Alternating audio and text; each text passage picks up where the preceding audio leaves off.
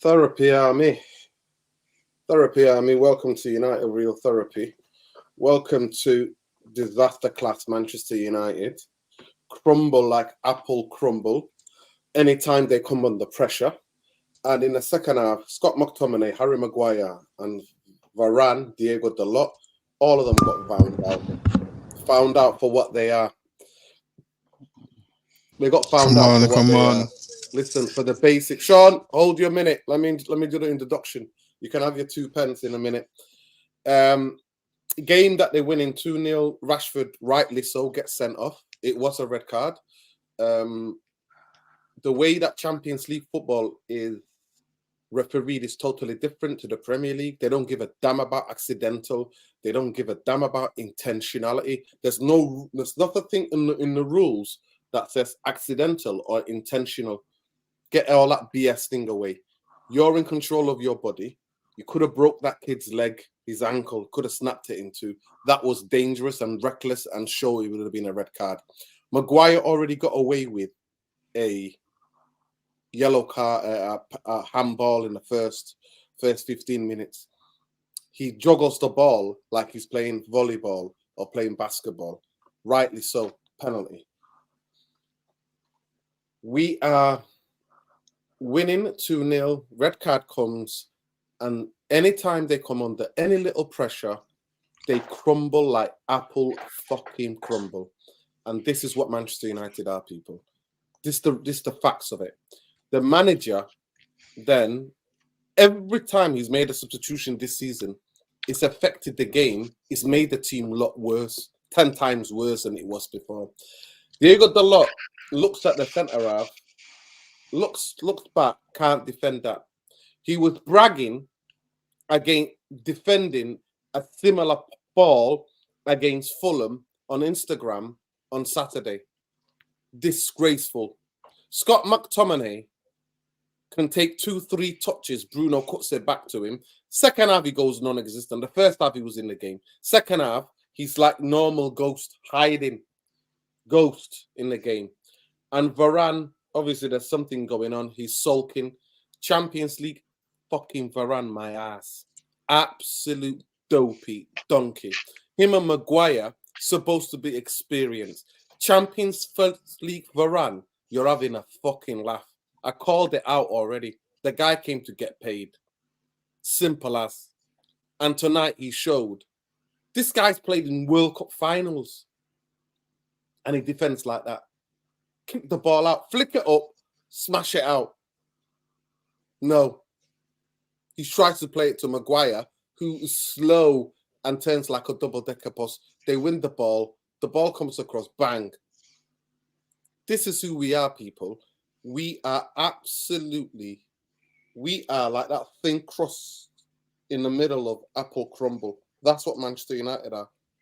Any time in the game, the first goal goes in to make it 2-1. We're under pressure, flapping, panicking sets in. But it's been going on for the past fucking decade. Regardless who the players are, regardless who the fucking manager is, this is your football club. But first of all, Bumbaye, welcome. Sean, welcome. Bumbaye, how did you see that game? By the way, free fucking Palestine while we're there as well. Just about, bro. Let's start with Viva la Palestine. Good evening, everybody. Rest in peace, everybody that was murdered today. A shocking day, another one you can add to the history books. The game. Well, I thought until we lose Marcus Rashford, that was one of the better performances of the season for me. We kept the ball really well. There was some really good balls being fired through the midfield, which I rarely see, into the pockets between the lines. That was really good to see, and that was from Eriksen and Maguire today. So I was really happy until the red card. Now, that red card is, in my mind, it's a red. It's not a good challenge. If it happened to me, I'd be thinking red, but. And I got a feel with Marcus. I know you disagree, which is fair enough. I think some decisions will polarize the fans. It's normal. but you're trying to shield the ball. His eyes are totally fixed on the ball. I've done it myself, and it's one of those things that you just have to accept. It's bittersweet, but he didn't mean it. So I do really feel with Marcus today. Um, and at that point, the game, starts to change. The second half, we played okay, but you started to see heavy legs as we got on with it. Hoyland was shattered at about 72 minutes. Now, in my mind, I thought maybe we bring on Martial, can hold the ball up, a natural replacement. Then he brings Mason Mount on. Now, I thought Mason Mount should have come on, but not for Hoyland. If you're taking Hoyland off, I'm thinking Martial's your natural replacement. As the game goes on, I'm thinking, why has he brought Mount on? What's he done here? Maybe he's thinking, we're at 10, it's getting a bit leggy. Rather than just have a graveyard shift Martial up there, somebody that can do a little bit of midfield and maybe push forward with the ball. So I empathize a little bit with it, but it wasn't the decision that I would have made, to be honest. Now, based on the last couple of weeks when I've been on here and I've been saying, somebody make a case to keep this manager, I could come on here tonight and say, you know what, and slate him and say that was just a bag of shit. I could do that. We're bottom of the group with Copenhagen and Galatasaray ahead of us. That's not really acceptable. But I'm not going to do that. I think Maguire's handball, man, I felt for him. I did, man. I thought I was so unlucky. And it was fair that we got the handball back and took the penalty. But generally, man, I must say, I thought one of our better games. And for me tonight, the performances that I liked, I thought Wan-Bissaka had a good game. I liked what he did. I like Delo, bro. I'm starting to become quite a big fan of Delo. He loses his man. That's a mistake. He has to take that. He has to look at himself, and that can't happen. He sees the man, and we have to accept that's a mistake, and that's cost us dearly. But I thought he played all right in the game in general. I thought Ericsson was really good tonight. I thought Bruno played really well for me tonight. It was a bit of a captain's performance. I liked his work. I can never fault Bruno off the ball. I love what he does. It's a guy with an appetite that always wants to win, although he does lose the ball a lot. But I thought tonight was really good. But my man of the match, without a shadow of a doubt, this evening is Harry Maguire. I thought it was excellent.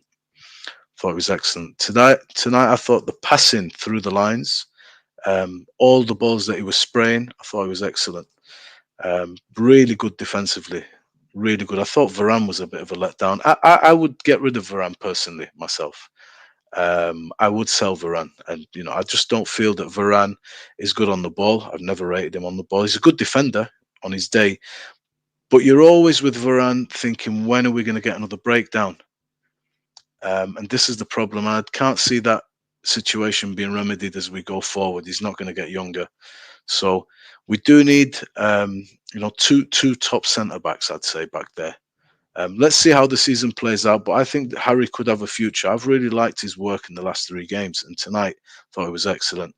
Hoyland gets his goals, but I do feel for us a bit tonight, man. I'm not going to eat anyone's dinner. The circumstance dictated the way that went, and I'll empathise with the lads a little bit. It is just what it is. Now it's out of our hands. I hope we can, still qualify, but we're an outside bet. And that's basically how I see him this evening. Big up, Mbaye. I think you, as usual, you're watching completely different game to me. I thought Harry Maguire was shaky. I thought Harry Maguire was a disgrace, and it showed where his class is, where he's not good enough for Manchester United. Neither was Varane, neither Scott McTominay. I thought those 3 players, and Diego Dalot as well. But then people say to me, I think you're being a bit too harsh because he's a right back playing left back. I don't care. You're a full back. You can't play whether it's left or right. So you cost the team 2 goals tonight. Shocking. But you were out here on Saturday celebrating clearing one. Shocking. Big up Say Miasi. You're right, Say Miasi is Palestinian, innit? Solidarity and lots of love to you, Say Miasi. We're sending respect, you lots of love. I hope your family is safe. If they're in Palestine, if any of them are in Gaza, your relatives, we send you much Much love. It says, shame we won't see you in the final. Martinelli world class, Saka back to his best. Yeah, I heard your boys were brilliant tonight. And yeah, you are a proper team that plays like a proper team, doesn't give goals away. And then you got people like Bumbaye who bigging up Maguire, who's been found out for me for what it was. Fulham didn't have anybody up front. Against Man City, he got found out. Against Newcastle, he got found out. And in terms of passing through what lanes, I don't know what you're talking about, because I just see him hug the ball and do what he does. But maybe Sean can provide some support for you. For those howlers. Big up, Sean. So yeah, how you doing, Rudy? How you doing? Big up everyone. How's sunny California? Not as sunny as it used to be anymore. We're getting to cold season. I've actually been all over the place. That's why I haven't been on for a while.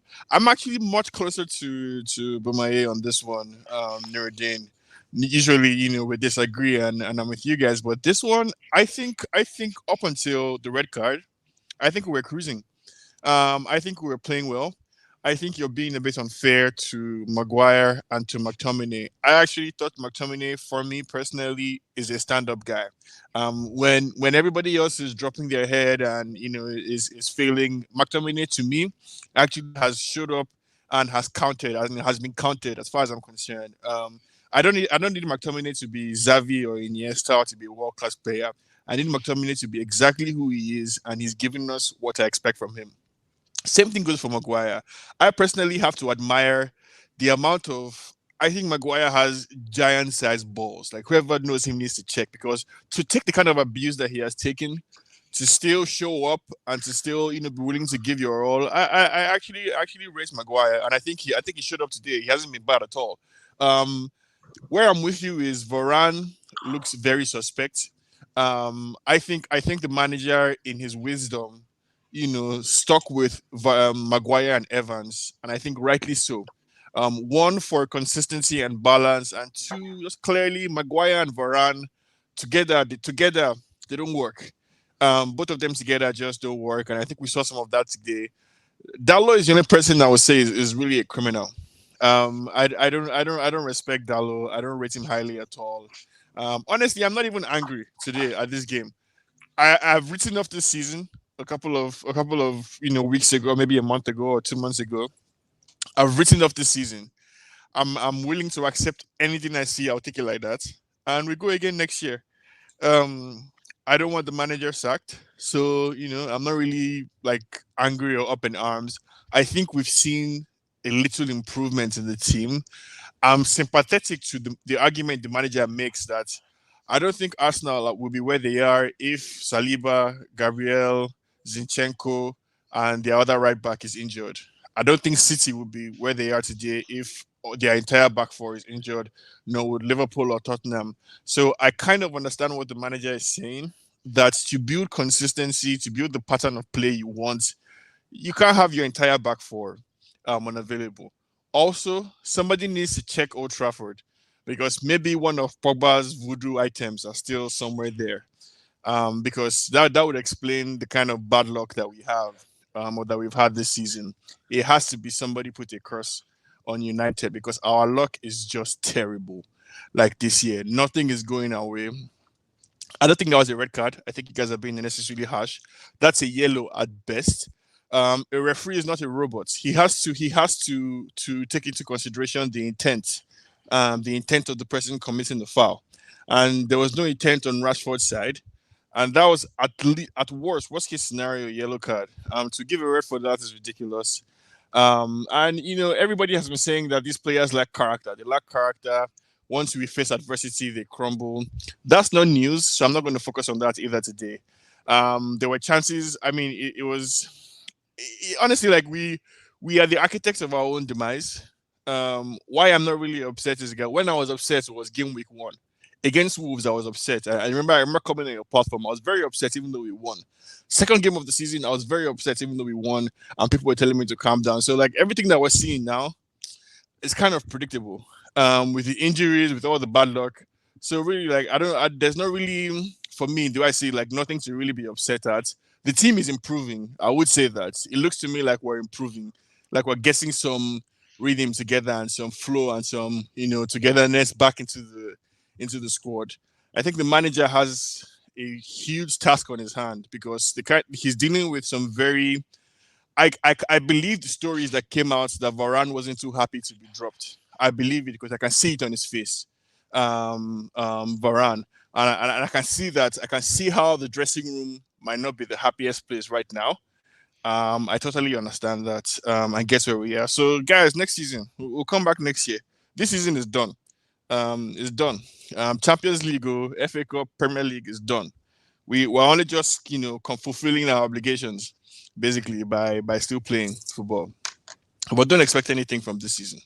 It's done.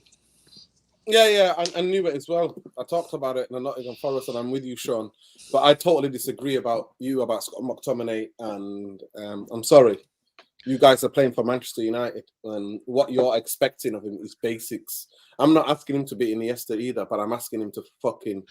No, but what did he do wrong today? Let me finish. I expect him to control that pass, take a touch other than skying it into the air, and I expect him. That was behind him. No. Listen to me. Yes, but you can take a touch to control it. Nobody's near you within 10 yards, within 7-8 yards. You can take a touch to control it and go back on the ball, and then playing Garnacho. But you don't want to do that. You want to be greedy because you think you're a goal getter now. It's shocking. Absolutely shocking. So I'm sorry. Maguire and Varane got found out for what they are. I called out Varane after the Galatasaray game at home. Him and Casemiro for their fucking experience. And here again, Harry Maguire is doing basic things. And Boumbaye, I swear to God, I don't know where you think, but when somebody's trying to hold the player and they do that with their hand, the handball there, I don't know what more clear handball than you want. By the way, there's nearly 300 of you in here. Smash a like on the video, subscribe to the channel if you don't subscribe. No, People, listen to me. People, listen to me. I didn't have to do this genuinely. I didn't have to do this stream tonight, right? I've had a lot going on. I was at a funeral today. So I promise you, I didn't have to do this. I watched that shite and saw for what it was. Big up Indiana in the comments. He says, got to lock it down. Terrible management. 100% Indiana. Indiana is a coach. If you play football, you understand. You know how hard it is to break down 10 men if everybody gets behind the ball. You know how hard it is to break down 10 men. It's very difficult to break down 10 men. Well, that's what we did. No, we didn't. We conceded and then crumbled like apple fucking crumble. That's what we did. That's what we did. You're describing. Look at the goals.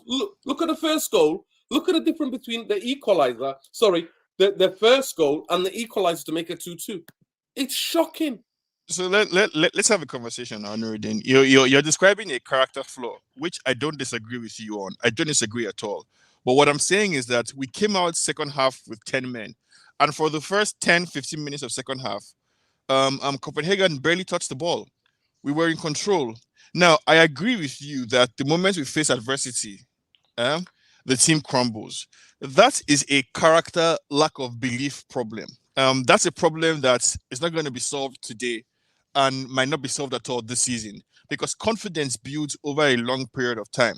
The difference between sometimes a world-class player and a fake player or a terrible player is confidence. Without confidence, and all of us in our daily lives, in our professional lives, we all know these things to be true. When you're confident, you're the most eloquent you've ever been. Just ask any guy who talks to ladies. When you're feeling confident, your game is 100%. When you're not confident, you sound like the worst person ever. The same thing with football.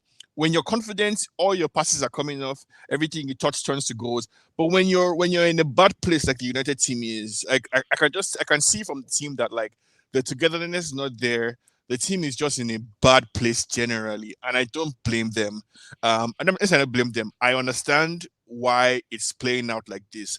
I think Ten Hag had the right idea by coming out the way we did in the second half. We were completely in control of the second half. We went 3-2 up. 3-2. We scored the third goal. Just now defend, and I'm blaming Dalot and Varane. I think McTominay was very good.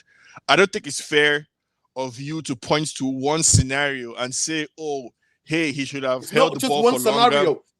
Listen, it's not just one scenario. Where the fuck was he in the second half, bro? Where was he in the second half? Where if was you he? he was there. Was he even playing? No, he was there. I'm telling you, He I didn't was even know he could play. no. That's what I'm Listen, saying. He Sean, was let me there. just get this. Managers are judged how to navigate difficult periods and how to monitor. Of course, that's where they get the big money for.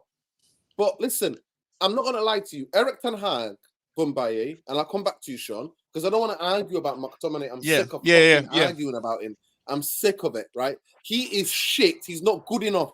Let me just say one thing. Let me just say one last thing, If you want a team to go there and hold top 2-0 down, he's not good enough. And let me just say one last thing, he goes fucking missing. I'm sick of it. Let me just say one last thing, and I'm not making excuses because he fell out with Ten Hag. I'm not having that excuses. He's being shit. He was shit against Galatasaray. He was absolutely dog shite. Again, suicide pass to Maguire, and Maguire's not quick enough. Why is Maguire giving it to him anyway when he knows people are closing in down? Maguire's facing the play. You know what there? You hit the line. You're on that side. Hit the line on your right foot. Hit the line to Garnacho to chase it. That's what you do when you're under pressure. You play the game of averages. That's what you play. Absolute dog shite. Let me just say one thing. I think we should be a bit more circumspect, for lack of a better word, or fair to these guys. Maguire is our fourth choice or third choice defender. I don't think you can ask more from your third choice defender than what we're getting from Maguire. McTominay is our 4th or 5th choice midfielder. Come on, I don't think you can ask more from your 4th or 5th choice midfielder than what you're getting from McTominay. And this idea that historically United team was filled with world-class players across the board, it's just not true. We went to Champions League games with Anderson and Darren Gibson in midfield. I am sorry. Sean, stop being a revisionist history. I'm not asking about world-class players. I'm asking about fucking competency. I don't need you to be world-class to be in a team. I need you to be competent. Majority of those players are describing were competent. There were 5 or 6 that we could say were world-class. Here, we haven't even got fucking one. So that's stop what I'm saying. Being a revisionist historian. We're focusing. I'm saying we're focusing on the wrong people. The way, and again, I'll move on. I'll move on to Bromaya. But the way I saw it today, fucking UK, Sean, you do not live in the UK. You don't understand the PR fucking machines these pricks have got. You don't know that. You don't see the press. You don't see it. How they've been bigged up. I would match my media literacy to against anybody's. But I'll just pass it along to Bromaya. As from what I saw today, McTominay wasn't the worst player. He was actually one of our better second players. Half when you're playing with 10 men. He went missing. To me, he was one of our better players, and so was Maguire as well today. What game are you guys watching? Yeah. Honestly, I'm dumbfounded that you're watching the same game as me. I'm dumbfounded. Second half, when Man United under pressure, that's what he's there for, to be in the box clearing headers. He's not even. No, but he won several headers in the box. He won several headers in the box. Second half, yes, that's what I'm saying. Like it's if you're watching the game with an eye to pick out every single mistake or with an agenda against a specific person, you will see something that validates your prior. Like that's definitely going to happen. But from what I saw in this game, and again, Bromaya, please feel free to jump in at any point in time. From what I saw in this game, the midfielder that really showed up today was McTominay. He was the one moving the ball from one person to another, carrying it. I'm asking fans to don't forget your preconceived notions about how much you hate McTominay or how terrible he is or whatever. I come and give him credit here. Sorry, Sean. You're not trying that on this fucking channel. I don't hate him. I don't hate any of these pricks. I just judged it on the performance. The performance was fucking dog shite. McTominay today. Listen to me. McTominay and Maguire have been hyped up in the last couple of weeks. Both shit tonight. Fucking wank. That's what they were. Let me get these super chats. They were shit. Sorry for your loss, Nuruddin. I respect the work rate. Listen, it's all good, man. Like I said to you, I don't need to be here. And this channel is fucking getting banned anyway. People even can't see the videos. We're getting fucking cancelled because we stand for human rights. So big up to you, Usman Fit. Eric Ten Hag needs to start being questioned. Coaching needs to start being questioned. It's like he can't coach unless certain kind of footballers is really showing. Amrabat should have come on immediately after the red. Of course he should have. Of course he should. We were too open already. Go and check my tweet out, bro. Go and check my tweet out. I said Eric Ten Hag strikes sack himself with how open we are on an away Champions League game. I already know that, bro. I already know that. Let me just get this other super chat. Big up Ben. Ben says, I'm back at my gaff till the end. I'm back at my gaff till the end. It's gonna back the gaffer, bro. Yeah, has always been. I'm back the gaffer till the end. He has entered into a massacre. It's always been our players that are mentally terrible. Focus on our players, not Ten Hag. Listen, his in-game management is being dog shite. That's the next best thing to bring now. His in-game management has been not dog shite. Big up Adewale. Adewale says, pure. Let me just click on this one. Bear with me because I can't find it in the chat. Yeah, it says here, pure waffle from Naji, bro. I'm sorry, Rashford from my Niger, bro. Yeah, from Niger, bro. Okay, Rashford could have broke the guy's ankle. Red card doesn't even about intent. McTominay does nothing. Maguire calamity waiting to happen. Let's be honest, fans while making assessment. No, 100%, bro. Listen, Adewale, we know, bro. We know. At the end of the day, my eyes don't lie to me. My eyes genuinely don't lie to me. It's my own eye that is lying, or is it I Bumba's eye that is lying? I genuinely think we're watching a different game. In that second half, I'm not lying to you. Maguire's shaky, and the biggest thing for me, it would have been a robbery. It would have been a robbery because he hits the ball, he hits his fingers, then touches the guy's arm. Like that's what happened. So even that was a crazy, but his handball was clear. And in 15 minutes about in the first half, he goes like that, moves his shoulder and arm to the ball, and luckily VAR didn't look at it. Listen, calamity waiting to happen is not the fucking word. Calamity waiting to happen. That's who he is. Which is why he's our third or fourth choice defender. No, he's not third or fourth choice. Recently, he's been first fucking choice. Because you have to play players on merit, and because we have an injury crisis like no other team has seen. No. Listen, we've only got, at this moment in time, we've only got in terms of defenders, we've got Luke Shaw and Martinez out. That's all we got out. I'm sorry, Sean. We should have bought a centre half in the summer, but we didn't. But let me just move on to Eric Ten Hag. Bombaye, last season, Eric Ten Hag kept making substitutions, right? Every time he made a substitution last season, that substitution will go on affect the game. This season, every time he makes a substitution, the substitution makes everybody look shit. What is he doing here? He's not got the Midas touch at the moment. Obviously, last 2 weeks, for the first time ever, I'm saying I'd like to move on from this manager personally. And you know the managers that I want, and you know why I want them. Those particular managers. It's not football per se. I'm looking at a particular personality to bring certain characteristics and exude those characteristics on a team that I think is lacking them. And that can actually overlap with what you're saying, you know what, just capitulation. I think last year is last year, man. And I think last year, Eric got the credit that he deserved. He did good things off the pitch. He solved some big problems. He put up with a lot of shit in press conferences. I think he did improve some players. I think he did.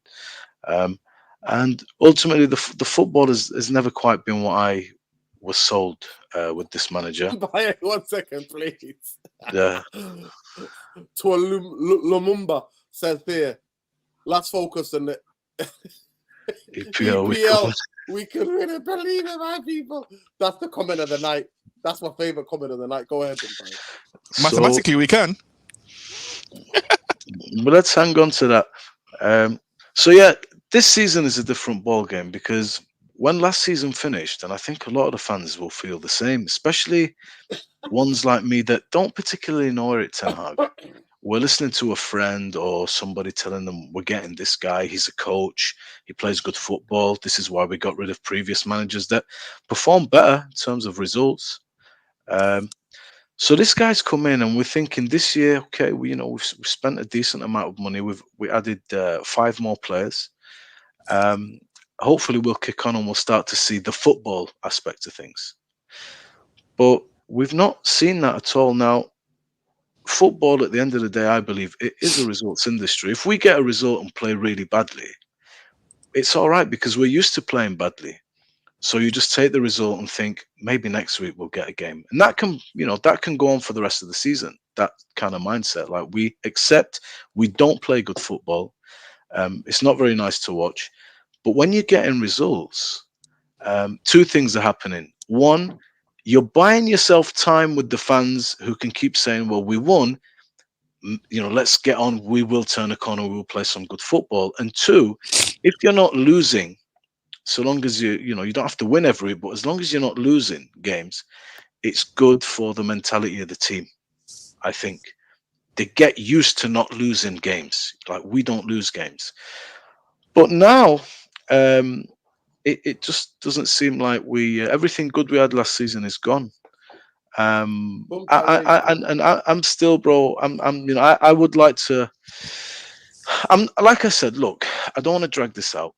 I'm not on here saying get him out. He's shocking. He's terrible. I'm not going to do that. I'm not at that point. But I'm at the point where I'm completely indifferent to whether this man stays or goes. If somebody offered me Antonio Conte or Diego Simeone now, I'd say yes, please. Please, thank you, Eric, but I'd much rather have one of these for the reasons I explained in the last podcast I was on. I think you're the only person that are doing that. But let me just get the super yeah. chat. Big up, Ben.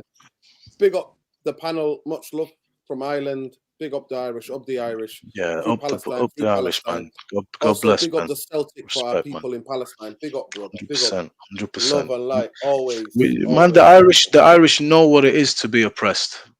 800 years, mate. 800 yeah, man. Years. This is why oppression recognizes oppression. That's the 800 years of colonization. Yeah, man. Yeah. Respect. No. Yeah.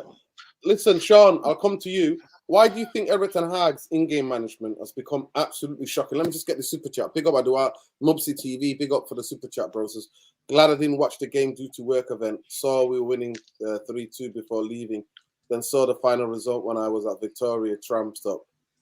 With how did we bottle this, bro? Because the in-game management of Eric Ten Hag is fucking shambles, Mufc TV. But big up to you, King. Always love. Go ahead, Sean. Big up Khalees from New Lassie, by the way. Big up Khalees from New Lassie. Chief Editor United Real Therapy. This is a good point. Ten Hag on Copenhagen first goal. The players in front of Unana is in an offside position. Quickly, say what you're gonna say. Quick. Nuruddin has locked himself out of the show. Nah, I think for me, like I feel like a lot of fans are me out. Eric Ten Hag is making it about the referee tonight. That is a shocking. That's when you know he's mentally he's gone. Oh my god! Go ahead, Sean. Go ahead. Yeah, I mean, I just want to say like a couple of things. Again, I have the benefit of having been on this earth for a good amount of time. I'm not the oldest person here, but I've been around for a while, and I understand that like things like your mood, things like your luck, things like track record, all these things affect your performance. So the idea that like it's perfection or bust, I think is a bit unfair. Also, I am willing to give Ten Hag, so I don't want Ten Hag sacked. If you recall, as early as game week 1, game week 2, I was arguing with everybody who gets to listen that I could see Ten Hag was making some very obvious mistakes and that he needed to address them. Otherwise, this season was going to be terrible. But he's making these mistakes. I'm willing to give him the grace to make the mistakes that he wants to make, because for me, it's more important that we build a sustainable club for the future than we get temporary success here and then flame out every 2 or 3 years as we've been doing. So Ten Hag is learning on the job. He has only been here for about 18 months or so. He's learning. He has made some mistakes this season. He's going to make some more. I've written off this season completely, and I'm willing to give him the third year. Third year, I expect you to have taken the positive from your first year, mistakes from the second year, and mold all of that into a successful performance. It's not ridiculous to look at the team the way Man United has played this season. Lack of confidence, bad luck everywhere, and to not be surprised at all that in an away stadium against Copenhagen, it ended up like this. The way it ended up, it is what it is. I actually wish Ten Hag. But Sean, listen, Sean. I understand everything you said. Big up Saeed, by the way. Why bring on Mount? Exactly. He's the last person you bring on. At that moment, Saeed, what you need is somebody who can hold up the ball. Oops, do we have a player like that on the fucking bench? Oh, yes, we fucking do. His name is Anthony Martial. Do you know? Do you think he should have brought on, bro, let me ask you, do you think he should have brought on maybe Mount instead of Amrabat? No, Amrabat. We needed Amrabat's legs, physicality. Okay. So he has giving the ball away, but at least he wasn't fucking hiding second half like fucking McTominay was. The reason I'm saying that is because that's clearly agenda because Amrabat was terrible. Amrabat gave away the ball. Amrabat gave away the ball at least, but he was not hiding. He got Amrabat gave away the ball at least 3 times in I'll tell you. Let me dangerous positions. Let me just come in here 1 second, boys. When you're watching that second half when Amrabat came on. What it made me think about with Amrabat and McTominay, there was a lot of the defenders would get the ball, they'd work it out wide, and then sometimes Aaron Wan-Bissaka plays it infield, and not once did Amrabat or McTominay take the opportunity to turn. It wasn't a big opportunity, but there were opportunities there to take that ball and make the forward pass. But we kept going backwards, and in the end, it was inevitable that they started to press us back and back and back. Now, that made me think about maybe Mason Mount, because it wasn't like we were being pressed, heavily pressed. So if you got on Mason there and he receives that, he can make that forward progressive pass and move because the opportunities were there. Guys, let me say this. He should have taken off. Should have took McTominay off. Should have bought on fucking he could have Rasmus Højlund off because he was tired. Clearly, we can see that. And he's only 20 years old. We can't burn him to death, even though how shit we are. You should have took off Scott McTominay and bought Mount on in that case. Amrabat. That's what he should have done. But he didn't. He came and bought on Mount for Højlund. Shocking. Ten Hag here. The attitude was great. So let's talk about the team. As a team, I can't make any criticism. What the fuck are you talking about? You got your centre halves, calamity. You've got your left back, calamity. You got Scott McTominay going missing in the second half. What the fuck are you talking about for tonight? Copenhagen was offside. The second goal, what can Maguire do? You know what you teach Maguire? Not to grab people. And if you see that, it could have even been a penalty anyway, because he's grabbing the Copenhagen player, and then the ball is like he's juggling the fucking ball with his right fucking forearm. I think he could wake up. I think he could wake up a random United fan from sleep. What can you take? Listen to this 1 second. I can take a lot of positives. With 10 men, we were dictating. I agree with the manager. Goals. I agree with the manager 100%. You went 10 men and you conceded 4 fucking goals. Take positives. Context is important, and I want to address something. I want to address something that Bomaye was. I'm sorry, I'm not Eric Ten Hag out. For me, players need to go, ball needs to go, Glazers need to go before I'm Eric Ten Hag out. But Eric fucking Ten Hag needs to stop smoking that crack. He needs. I don't know what the fuck he's chewing. He's chewing crack or chewing gum. Because this here is. I don't know what game he fucking watched. We were dictate 10 men. Listen. You conceded 4 fucking goals. They didn't even have to do anything spectacular. All they did was whip balls into the box. That's all they did. They didn't do anything clever. They didn't. Not somebody picked up the ball, went past a couple of people and bent it top corner. They didn't do that. They just kept the ball in the box. Do you think we made the definitive decision, by the way, in terms of, right, we're going to just see this out, defend for our life? That's exactly what we did.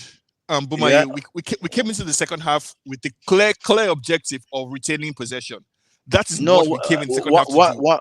Sean, what I'm saying is, possession game was all right first half. I think second half, the 2 midfielders that we had on couldn't translate any openings into forward passes that were available for me as I was watching that game. Where would the openings come from? We're a man down with Bruno on the right, Garnacho far on the left, and Højlund pinned.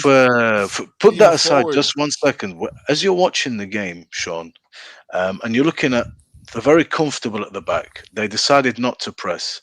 Now, what was happening is Amrabat would get in front of them. Scott McTominay would join him. The ball would come infield from Wan-Bissaka, or it would be played through the lines, through their first two players. Then Amrabat would get it, and it would either be ball backwards, McTominay as well. There was opportunities to receive that ball, first time ball into the feet of somebody in front of him, like Bruno. That quite a lot, and I was disappointed, and that's what made me think there maybe you shouldn't have brought Amrabat on, because they're not really pressing you per se. What happens there is when you start to see that Manchester United are not really going to offer anything, gradually you started to see them coming back, and we started to go back and back and back. Now, when you're let me just tell you, as you're going back, maybe the manager should look at this and think, you know what, I'm going to make a definitive decision now to put up a bank of 5 and a bank of 4. Let's just do that. But we were yo-yoing still. No, we were still yo-yoing. We didn't take a definitive decision. We still played an open game. And ultimately, bro, look, results, unfortunately, if we are having a conversation and we've got a draw even tonight, it's a slightly different conversation. But somebody has the right, as much as I don't really, as you know, I'm not really interested in keeping Erik ten Hag, but I'm not saying get him out. It is what it is. When he goes, I won't lose a minute's sleep over it. But for me, and not any person now can say to me, but you know what, Bumai, man, we're winning 2-0, yeah? We got popped 4-3, bro. And that is and at the end of the day, bro, at Copenhagen, it's Galatasaray, and you're bottom of the table. It can't be that simple. It is though. Because I tell you why. It can't be that we can't be that reductive. And my issue, bro, let me tell you why it can be that simple. It can be that simple. Yes, I'm sympathetic to the fact I am a little bit aggrieved and understand the decisions were unlucky. But we got a piece to look back with their handball, which was, similar to Maguire's. The red card, I felt, is really unfortunate. But when you look at the game and the final result and the resources at our disposal and the money spent and the players that you have compared to the team we're up against, and you're 2-0 up with 10 men, in the back of your mind, you're thinking, you know what, you could see this out. You're 4-3, bro. Somebody can say, look, that's the end result. You're preaching to the choir when you say we should be doing more with the resources we have, because that's what I was saying 2 months ago. What I'm saying to you now, that today, the 8th of November, 2023, you cannot judge this team as you would a team that is high on confidence. So when you're saying that there were many opportunities for someone to take a pass on the half turn and do this and do that, this is a team trying to scrape together a run of games, basically a run of 3 points. Confidence is something that is part of the manager's remit. If you have a great team and they're low on confidence, with all due respect, bro, that's not my problem. I have expectations, I understand, and the manager has to instill that in them. That's part of the remit. They don't sell confidence at Tesco or at the store. You can't buy confidence and you have to manufacture confidence. The time to have worked on that confidence was earlier on in the season. That's why I'm saying this argument, that all these points that you're making, we've made it a long time ago. That ship has sailed. Now, the way the team is right now, we came into that second half with the intention to hold possession and to work to move Copenhagen around. And we did that. We executed the plan for the first 10 minutes perfectly. And we got a goal from our period of domination. Ten Hag cannot legislate for how stupid Dalot is to let a player arrive behind his back. What Ten Hag can legislate for that? And you could say he should have played Reguilon instead of Dalot. With all due respect, my bro, that comes as a result of a lack of ability to do what I'm saying the boys should do. You're saying it's a lack of confidence, but I cannot continue with a manager with the players have no confidence, the team has no confidence. Not only can you, Bumaye, you must. And when you say it's not an acceptable argument, I don't think, I'm saying personally, I don't think it's the end of the world if United don't win anything this season. My life will not end, neither would any of us, if we don't win a trophy this season. Here 1 second. No, there's a point at which a manager has to go. And this is not that point yet. Look, Listen to For you. Jacob Niestrup, yeah? The Copenhagen manager taking the piss out of us. For me, Copenhagen, it was by far our weakest performance in the group stage so far. Copenhagen guy taking the absolute piss out of us. Everybody's taking the piss out of us because even Nottingham Forest, I can't remember who it was that we played. That was the last bottom of the table in Premier League that still gave us a run for our money. That's where we are right now. Let me just get the super chat. Haduale says, I don't know what Eric Ten Hag's doing. He just might be not good as a manager as we thought. No, 100%. That is a very realistic possibility, but it's not. That's short-termism to just say how are you making that assessment based on what? Look at Arsenal. Sorry, look at Arsenal that's flying high right now. According to the logic of many fans, they should have sacked Arteta when he came 8th for the second time in a row, right? Because that's where Ten Hag is now in the season. You have to allow a manager to have time to work his things into the team. You cannot say that unless the manager produces perfection every single year. The goalpost keeps changing. No. But I'm sorry. I need the manager. I'm sorry, Bumba. I'm sorry, Sean. I need the manager to do the basic things. Just manage the game. You're 2-0 up. You're 2-0 up. As you were saying, bro, we had this discussion a long time ago now. Let me finish. You get players behind the ball. You take off Ericsson. Take him off. Get him off the pitch. You get Amrabat on there. Defensive player. You let them. You know what? You even tell somebody to go down, fake an injury, so that you can grab the group and get them in and go, right, boys. We're gonna put out all the passing lanes. We're gonna hop back and we're gonna play on the counter. That is how we're gonna win this game. We're not gonna give away anything. We're gonna deal with anything that comes in our box. We need to be strong. We need to show some character. No, he doesn't do that. He lets it carry on till it's 2-2. 2-2. And then at the end, he takes off the guy. Obviously, he ran himself to the ground. I understand he needs to come off. He's got a guy who can actually, one thing Martial is good at.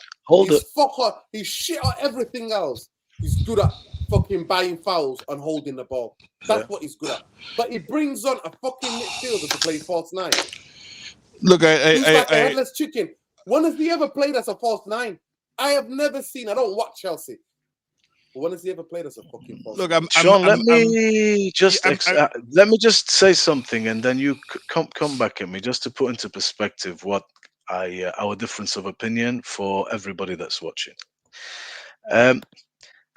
I'm usually all for time, but there has to be something that I'm seeing that makes me a believer that there is a future. Now, I'm getting no results really, nothing worthy of merit really. Football, forget it. Since February, not a single game I've seen where it's been 90 minutes of entertaining football or good football. In my opinion, I think most people would share my opinion there.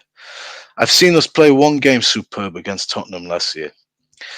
At this point in time, I'm asking myself, what's Eric Ten Hag giving me? If I'm getting results in shocking football, I am the kind of person, structure will tell you, I'll take that. If I'm getting football and no results, I'll take that. I'm getting neither. So I think at this point, 18 months is a very long time.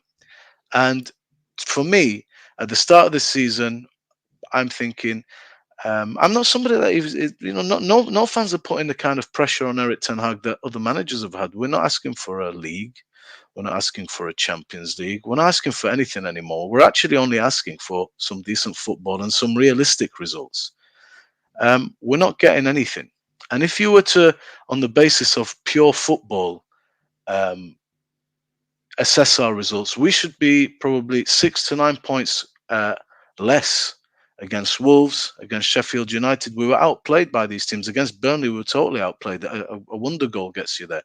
So for me, I'm saying to you, Sean, I understand you want to give a manager time, but I believe I want to cash in my chips and cut my losses because I don't think he is the future. And that is the argument I'm making on the basis of there's no results and there's no football. We're way below par, even with the players that we have, even with the injuries. all considered, I feel we're way below par. And I'm not seeing any improvement whatsoever in the quality of football and it being sustained over a prolonged period of time. These are very basic things that you ask of a Man United manager. These are the things you'd ask of maybe a Sheffield United manager, to be honest. So Eric Ten Hag at this point has not given me anything to hold on to him. And I want to, but I just don't feel it's there, bro. So what I would say is that, like, if you can go back to the videos from early on in the season, when we had 6 points, I was on here arguing that those 6 points would easily have been 0, and so United fans should temper the expectations. And there's a lot of that there's a lot to improve on.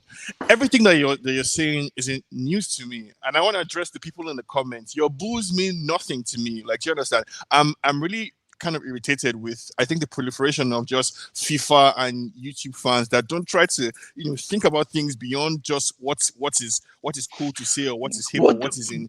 No, what do you think is the future of Ten Hag?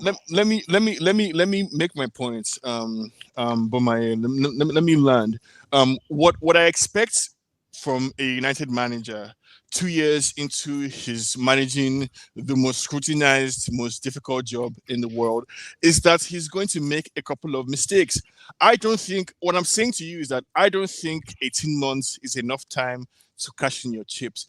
I would be willing to make that decision 3 years into his reign. I expect him to make mistakes along the way, and I'm not surprised that he's making these mistakes. I was the one who was saying that you should bench certain players, you should manage the game improperly. All these things that I've said it a long time ago. Like, listen, I was saying it from last season. I was saying it from January. I was sounding it alarm from January. Big up to you. Adewale says, big up for the super chat, bro. Says people keep saying about this Arteta, but he's still yet to win anything on one and won't win anything this season either. So what's the point of keeping him? Vibes and good feeling. Listen, if we had good vibes, if we're playing good football, manager can stay as long as he wants. The problem is that at Manchester United, because I don't think the way we're set up as a club, we're ever going to win the big trophies anyway. So for me, like I said, I'm the players out, I'm the board out, and I'm Glazers out before I'm any manager out. I don't care if it's Eric Ten Hag or Bob the Builder or the bloody postman Pat. I don't care who it is. I do not care who it is. God. Listen, I'm not going to lie to you guys. We can bang this on all day. Big up, yeah, Sean says, Sean, the fact that Ten Hag doesn't have a structure backing him like Arteta, because Arteta was allowed to sell players where Ten Hag can't. Yeah, facts. That's true. That's true. We are already, the way we're set up is a fucked up football club. We don't operate like a football club. So any manager is going to make even worse mistakes. While other clubs, when manager makes mistakes, especially in a transfer window, they hide those mistakes. And here, he's not going to get that. He's going to get punished. But for me, what is worrying, Sean, is that his in-game management is fucking shocking. Is it improving? Is he learning from his mistakes? No, he's not. No, he's not. I'm giving Eric Ten Hag until season 3, but very hard to justify his job. All I can say that he's earned another season, at least based on season 1. But listen, this season is been absolute dog shite. His in-game management last season, Bombay, you can go and check the stats out. He's especially attacking substitutions, made the most goals from the bench. Did amazing, absolutely amazing from the bench. Guys, the channel is demonetized. The channel is not even showing people the video. They've hid the channel. They've shadow banned us because we stand up for the dehumanization. We refuse to go along with the dehumanization of the Palestinians. We refuse to go along with anybody in this world being dehumanized. We're always going to talk about it. We're always going to talk about issues that are going on, whether it's in the Congo, whether it was in Yemen last year or the year before, whether it's in Palestine right now, whether it's been Palestine forever, for the past 50 something or 70 years. So please smash a like on the video. It costs you absolutely nothing. Share, subscribe, and make sure people know about this channel. Here is where we speak for humanity, what others don't. We don't give a damn about being demonetized. We don't give a damn about them trying to ban us. As long as we got a voice here, we're going to scream and shout for humanity. And with our chest, we say, fuck Zionism, fuck apartheid, fuck colonial Second all that. imperial Second all that. supremacists, fuck them all, and end the occupation, end the genocide in Gaza, and free Palestine. Big So up, smash a Tino. like on the video. Big up Smash a structure, like man. on the Listen, video. your likes are the fuel. They're basically doing to us. They're cutting us off. So the likes are the fuel for this channel, basically. Now it seems. You can't even find videos that I've done. Bumbaye comes on this channel. It's like, oh, did he do a video? Yeah, last week he would not even let me do a video. It would not. It's stopping me from doing videos. So please, the least you could do, people, is smash a like. If you believe in humanity, smash a like. Smash a like on the video. If you believe in human rights and not dehumanizing people, smash a like. Share. Man, Big up listen, to if you. they're allowed to do this today, it could be someone else tomorrow, and that's for history repeating itself. We've seen this, and this is 2023, man. So you know what? Respect for everything that you just said. I've never heard anything like that on any other channel, and I watch a lot of these channels, and I am proud to be part of this number, bro. Just on that basis alone. Yeah. Listen, listen what I'm saying to you now. If you come on this channel, and usually in any football opinion, you can have all of the opinions you want. But if you want to come and dehumanize people who are shouting for free Palestine on the streets, and you want to come on this channel and make a shitty little comments and start having a go at people of all creeds and colors, of religions, of non-religion, of races coming together, shouting for Palestine, and you're doing that, you're gonna get blocked. You're gonna get banned. Because I'm not here for that. I'm up to here. I'm not here for that. I'm not here for that. So just Grow up, know man. that Grow up, you guys. opinion, Seriously. any football opinion, you can have all you want. Well, people are dying under the rubble while the world watches. They can't even defend themselves. They're getting bombed day and night. And you want to come and make snide little comments on here? You ain't nothing but a 2-bit fucking Zionist, and I'm not fucking having any fucking Zionists on my channel. No, They need to get a life, bro. They got no life. Fuck off out of here. Yeah, get a life, man, for real. Not platforming any fucking Zionists. Not an opinion. You are for murder. We are for human life. That's the fucking difference. Well, big up, people. Big up to everybody, man. Big up to everybody, man. Everybody. All of you, do what you can. Because you're witnessing a genocide. Do what you can, people. Do what you can. Make your voices heard. Do everything you can. And if there's nothing you can do, tell people about it. So, a Palestinian wrote, genocide is taking place. If you can't do anything for us, let people know. Bro, some schools, I know of up to 32 schools that have cancelled the school year in November because there are no children left to teach. They're dead. Yeah, this Free Palestine thing transcends religion, transcends Palestine itself. This is a fight for humanity, for anybody that is interested, that is self-conscious, that wants to look back at themselves in the mirror when they're old and decrepit and say to their children or grandchildren and be able to tolerate themselves in the mirror. People like Rishi Sunak and all these types of people and donkeys here that have no humanity, they're just deaf, dumb and blind. They are walking, talking beings, but they have dead hearts. You know what I mean? It's like a stone. If you put soil on a stone and pour water on it, the soil just falls away and you just remains just a stone.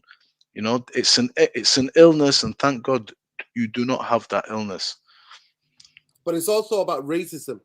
It is about racism. It's about racism. Absolutely. And Islamophobia. Yeah, of and course. The biggest thing about it, there are Christian, there are atheists. Yeah. There are atheist Palestinians, there are Christian Palestinians. They're not all Muslim, but the world is so blinded. Bro, Western propaganda. They bombed the church. They bombed the church yesterday. And schools and hospitals. Yeah. It's shocking. Man, solidarity.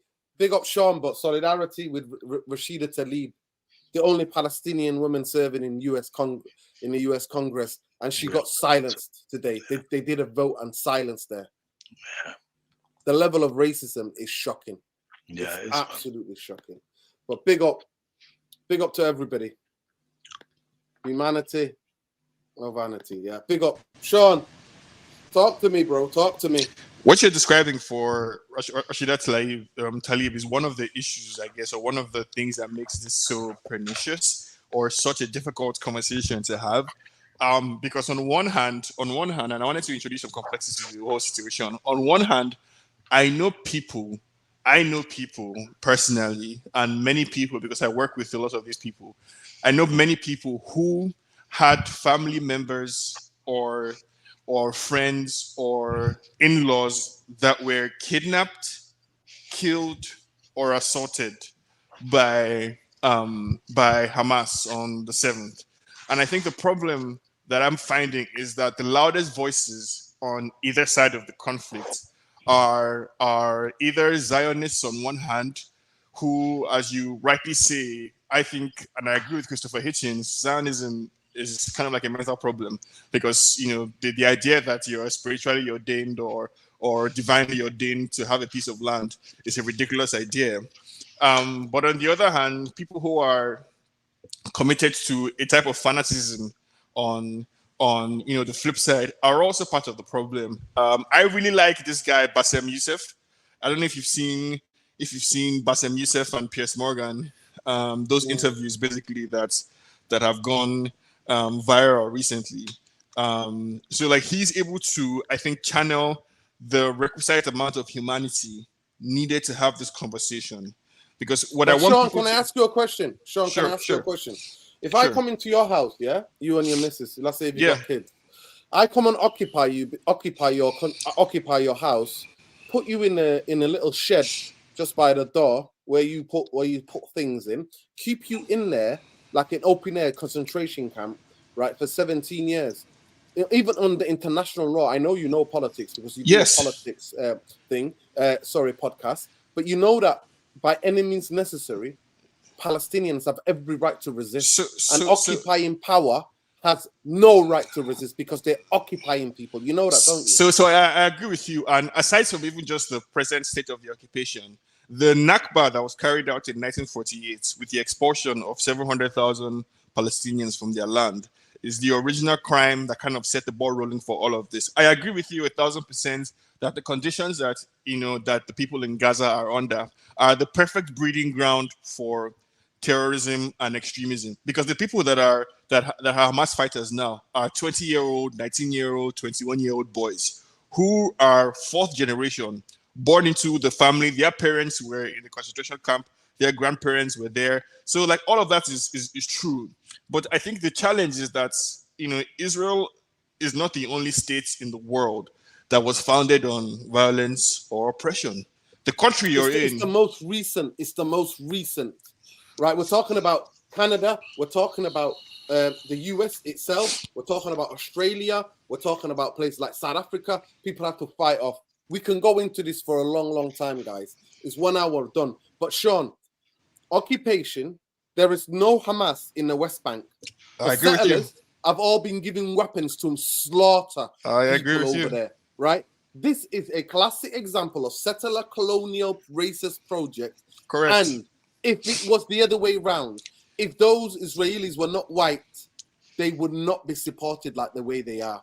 I think the biggest supporters are the original colonizers, which is Britain, correct, and America, and the European Union. And this is mainly done for Christian Zionism. Correct. Because they hate people so much. There's Zionism on one hand, but there's also the geopolitics of the oil and gas interests that the US has in that region. It's actually because of the oil, it's actually because the British wanted to protect their investments basically in that region. That I don't know if you guys know this, but like the history of everything, what happened was that the British made false promises to both the Arabs and the Israelis that they could have the land. Then 2 years later, Lord Dunbar, I believe is his name or so, wrote another letter to Israel, and that's what's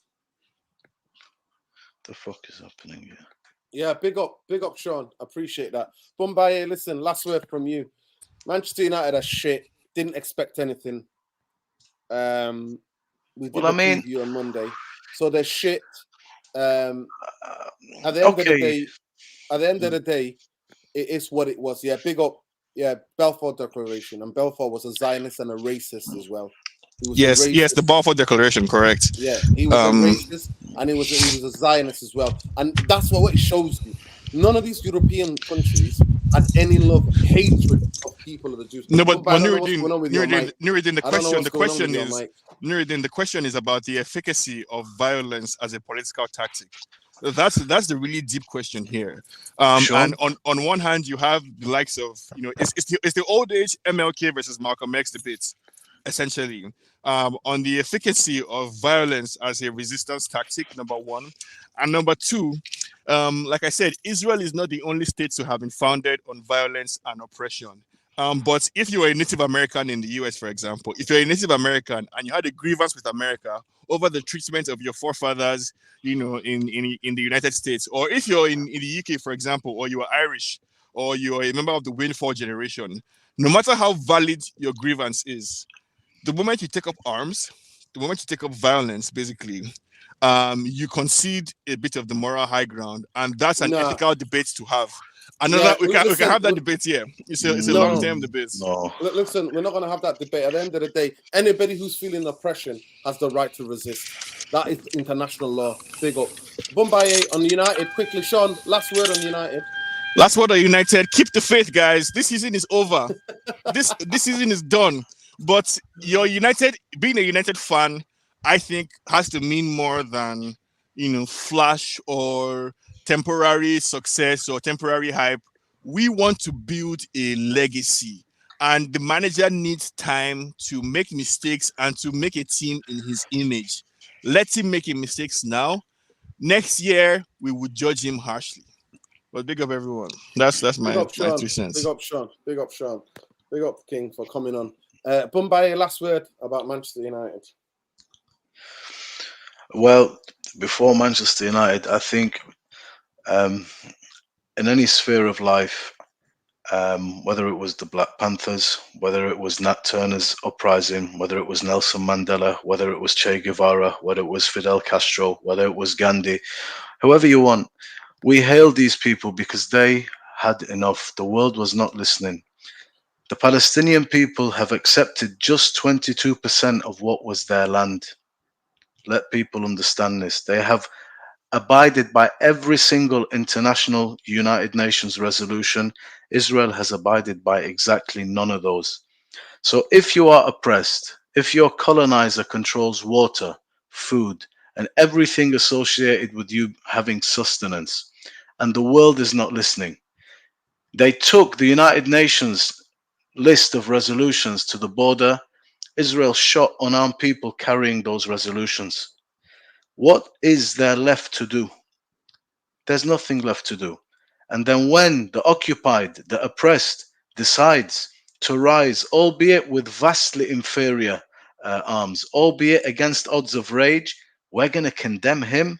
There's something wrong with the sensical nature of humanity if this is the case. The West have this tactic. They mock you in your oppression and tumult, and then they hold you to court as if they are civilized, and now that you're misbehaving, wrong. Never accept that. Ever accept that. I will finish with United to say this. There are standards at this club, bare minimum things, as you said, bare minimum. We're not asking for anything spectacular. I'm asking to be entertained. I'm asking to play a reasonably decent brand of football, and I'm asking for some results. I don't see any of it coming. There's a team there that is underperforming. It should beat Burnley. It should beat Sheffield United. It should beat these teams. You know, we're not. There's nothing Eric Ten Hag has shown me for me to be a believer, and I want to be. So I'm not saying hound him out, but right now it's way below par. 18 months for me, you know, contrary to what Sean is saying, is a long time. Just to have a type of football that I think is nice. That's more than enough time. At the moment, I'm not getting it. So I would like to see, not an interim manager, if possible, get me a manager with a big personality, a disciplinarian. I think that's what this team really needs to further weed out the ones that are weak and to start buying players with a manager that has a very clear vision. He will not abandon his principles of play. I want to become compact. I want to become solid. And I want to build from the back and make the team better going forward. Everything that was good last season is finished. We're terrible. We just fold under the pressure again. So I think a manager that comes with a stockade mentality, you know, the Mourinho type frame of mind, that's what I think this team, this club needs to reset back to. I know we've had it before, but I think we're ripe for it now. I don't feel another coach, ball player from the philosophical, forward-thinking tradition is going to do us any favors at this moment in time. Perhaps 2-3 years after what I want, maybe. But right now, we need an Antonio Conte type manager. Yeah, it's politics when it's Ukraine involved. We don't wish anybody getting killed. We don't wish any deaths on anybody. We do not. Yeah, 100%. But I know what you mean. It's not politics, is it? Because they're stopping people from showing flags. But when it's Ukraine, you can show all the flags you want. Yeah. Shame on Manchester United and shame on Liverpool Football Club. Shame on them. Shame on both football clubs for stopping fans for showing solidarity with the people of Palestine. But yeah, Manchester United are shit. I didn't expect anything. And I don't give a damn. Erik ten Hag, because I'm not Erik ten Hag out, because I already said my position is clear. Players out, Board out, and Glazers out. Any of those three can go before a manager goes. It's not about personal to Erik ten Hag. I just do not see any manager being sat fixing this shit. The club is rotten. But to be 2-0 up, to go down to 10 men and concede 2 goals and crumble like apple fucking crumble is a disgrace. And I'm sorry, Bombay and Sean, but the likes of Maguire, Varane, Diego Dalot, Scott McTominay, you don't have to be world beaters. You just have to be competent and do your fucking jobs. But you can't even fucking do that. It's shocking. So peace, love, and light, people. Win, lose, draw, bankers out, Glazers out, the board out, players out before any manager. Can I just say, most of all, free fucking Palestine. Can I just say, Pulse play, fuck you. Who's? I can't see it. I can't see him. I can't see him, bro. What's his name? Pulse play, saying fuck the Middle East. That's another guy with a dead heart, a donkey. I can't see him, bro. Honestly, I can't see him. Better, you don't want to see him. You don't want to be seen. Pulse play, because it'll be banned. I'm just like, let me have a look for him. Pulse play. Did he just make the thing recently? Yeah, his comment is in front of yeah. Listen, you little fucking prick. Good fucking riddance. Goodbye. There you go. Big up, man. Big up, everybody. Love and light. Take care. Win, lose or draw. Glazers out. Bankers out. Players out before any manager. Free Palestine. Free Palestine. Free Palestine. Stop the genocide. End the occupation. And free Palestine. Peace, love, and light, people. Take care.